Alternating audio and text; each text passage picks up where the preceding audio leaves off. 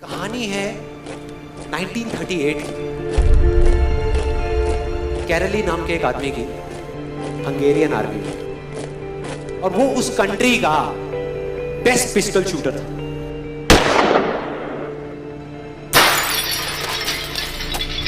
जितनी भी national championships हुई थी उस कंट्री में, उसको वो जीत चुका था। और सबको ऑलमोस्ट कंफर्म था कि 1940s में जो ओलंपिक्स होने वाले हैं उसमें गोल्ड मेडल कैरली को ही मिलेगा।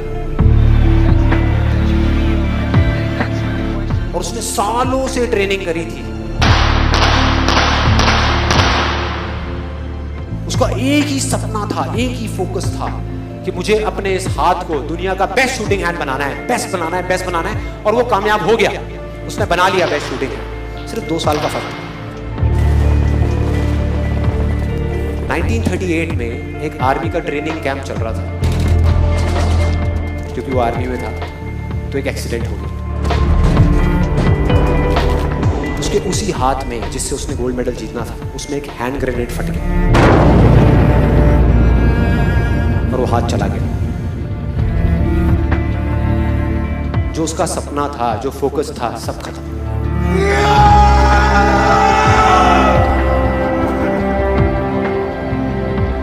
उसके पास 2 रास्ते थे। एक तो ये कि वो बाकी की पूरी जिंदगी रोता रहे और कहीं जा करके छुप जाए,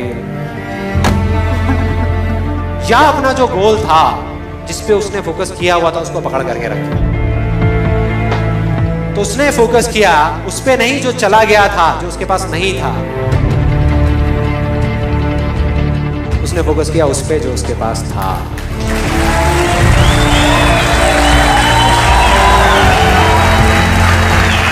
जो उसके पास था। और क्या था उसके पास में? एक लेफ्ट हैंड, एक ऐसा हाथ जिससे वो लिख तक नहीं सकता था। 1 महीने तक उसका हॉस्पिटल में इलाज चला इस हाथ के लिए, और सही 1 महीने बाद अपनी ट्रेनिंग शुरू कर दी इस हाथ की।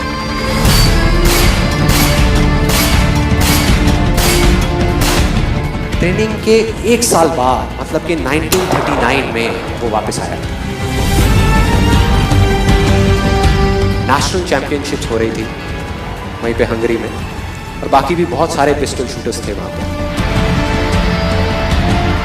उन्होंने जा करके उसको कांग्रेचुलेट किया। कहा कि यार देखो, ये होता है जज्बा, ये होती है स्पोर्ट्समैन स्पिरिट, कि इतना सब कुछ होने के बाद भी तुम यहां पर आए हो हमको देखने के लिए और हमारा हौसला बढ़ाने के लिए। किसी को नहीं पता था कि वो 1 साल से अपनी ट्रेनिंग कर रहा था लेफ्ट हैंड की। और उसने जवाब दिया, मैं यहां पर तुम्हारा हौसला बढ़ाने नहीं आया, तुम्हारे साथ कॉम्पीट करने आया हूं, तुमसे लड़ने आया हूं, तैयार हो जाओ। और कंपटीशन हुआ। बाकी सब वहां पर जितने भी लोग थे वो कॉम्पीट कर रहे थे अपने बेस्ट हैंड से।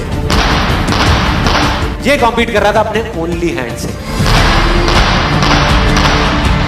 ओनली हैंड से।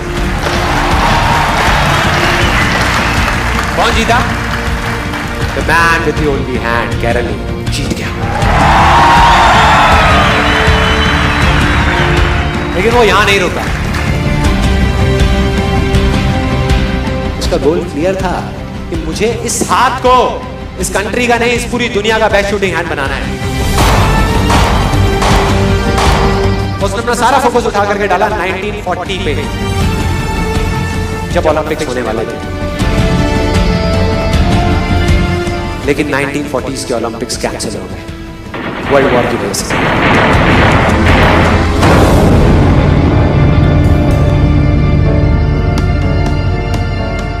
उसने अपना सारा फोकस उठा करके कहां डाल दिया? 1944 में जो ओलंपिक्स होने वाले थे उसके ऊपर। और 1944 में जो ओलंपिक्स होने वाले थे वो भी कैंसिल हो गए वर्ल्ड वॉर की वजह से। फिर से कैंसिल।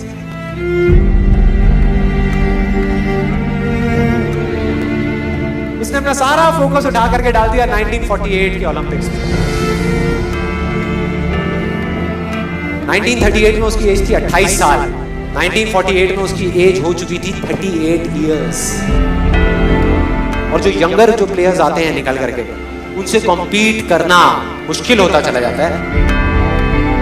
लेकिन मुश्किल नाम का ये वर्ड था ही नहीं उसकी डिक्शनरी में। वो गया, पूरे वर्ल्ड के बेस्ट शूटर्स आए हुए थे जो अपने बेस्ट हैंड से कॉम्पीट कर रहे थे, और ये अपने ओनली हैंड से कॉम्पीट कर रहा था। और कौन जीता? The man with the only hand.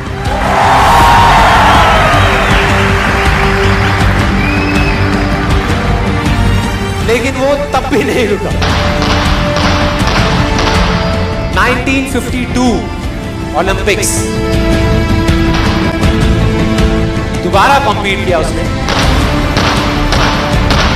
और इस बार गोल्ड मेडल कौन जीता? गैरल ली। 4 साल बाद दोबारा से, और पूरी की पूरी हिस्ट्री को बदल करके रख दिया ओलंपिक्स।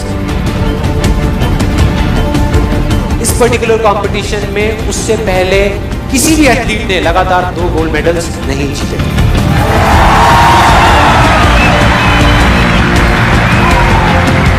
अब किसी भी लूजर के पास चले जाओ, उसके पास लिस्ट होगी बहानों की कि मैं इस वजह से फेल हुआ अपनी लाइफ में, इस वजह से मैं कुछ नहीं कर पाया। बहुत लंबी लिस्ट है। दूसरी तरफ विनर के पास चले जाओ, उसके पास में 1000 वजह होगी वो ना करने की जो वो करना चाहता है, सिर्फ एक वजह होगी वो करने की जो वो करना चाहता है, और वो कर जाएगा।